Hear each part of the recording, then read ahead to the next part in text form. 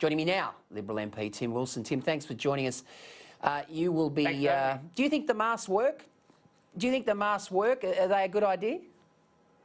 I think they're a sustainable measure to help people manage the situation we face with COVID-19. I am not convinced that going through a rolling process of lockdowns every time there's a breakout, and there may be more, is sustainable. I think people's social distancing is sustainable. I think there's a potential for face masks to be sustainable. And I think things like venue capacities can play an important role as well. So do I think it's going to be the be-all and end-all? No. Do I think people are going to have to be able to stop doing other things? No.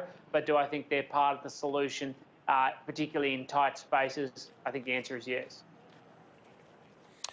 Tim, today we saw the first day of the inquiry, the much vaunted Andrews inquiry into the botched quarantine situation. Are you hopeful that we will get to the bottom of how this exploded, this particular pandemic, the second wave exploded in Victoria, or are you fearful, as some of your colleagues are, that it'll be a whitewash? Well, I think if it is a whitewash, you will see a vehement reaction from the people of Victoria.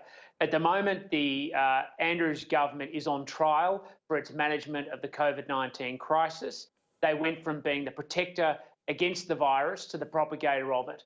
And anything less than a full, frank conclusion about what happened, why it happened, and how it happened will get a very strong result of Victorians, because tragically we've already had more deaths as a consequence of the poor management by the Andrews government.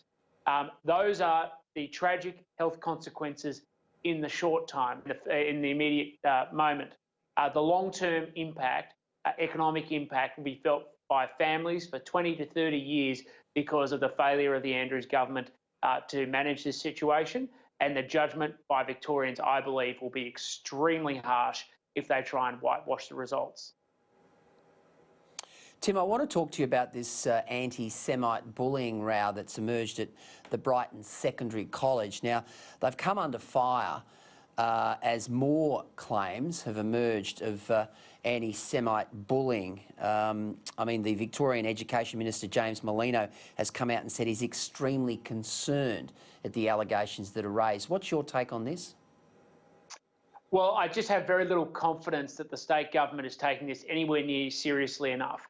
I wrote to the State Minister only a couple of days ago, raising my deep alarm at the compounding examples of evidence. We had a local secondary school where there was clearly anti-Semitic bullying, and more concerningly, these claims and these allegations of bullying were raised with teachers and other staff members, and there doesn't seem to have been a full investigation that will warrant such a circumstance.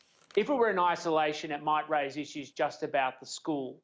But we've had allegations last year at a nearby secondary school where, frankly, the inquiry that came out of that is perceived to have been a whitewash, particularly by the Jewish community. And it's forming a pattern of behaviour now between different schools, and the concerns that there is an anti-Semitism problem within the Victorian education secondary system that needs to be cracked down upon, and cracked down upon hard.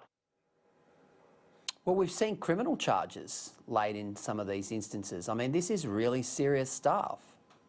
When you read the allegations and the stories about kids had to experience bullying and harassment because of their religion and ethnic background, you know, the reality is this should be getting a lot more attention than it is by the nation's media. Frankly, I think if it happened to some other ethnic communities, it probably would be getting more attention.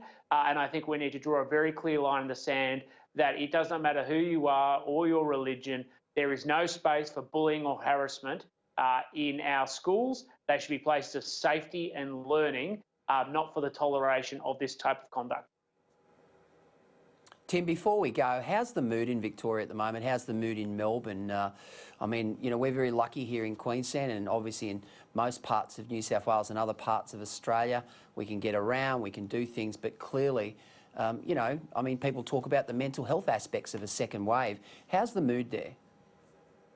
I think Victorians are increasingly despondent and frustrated because we're obviously going through our normal winter period, which is not exactly always the best of times in terms of outdoor weather, but we normally replace that with human connection, arts and cultural festivals and the like, when people are required to go home, to stay at home almost all of the time, and against a backdrop, a worsening backdrop, both in the health and economic space, I think people are increasingly feeling down. And mental health is a big problem. And it's easy to talk about some of these problems, but there are a lot of people who have sacrificed, saved, and worked their whole life and are watching their small businesses disappear in front of their eyes. And I know of a number of local residents in the community that I represent recently who've sadly taken their own lives because they can't see a pathway to make ends meet. Wow. So we've got to be alive to the very serious economic circumstances, but also the mental health ones that flow from that for many people who are doing it tough. All right.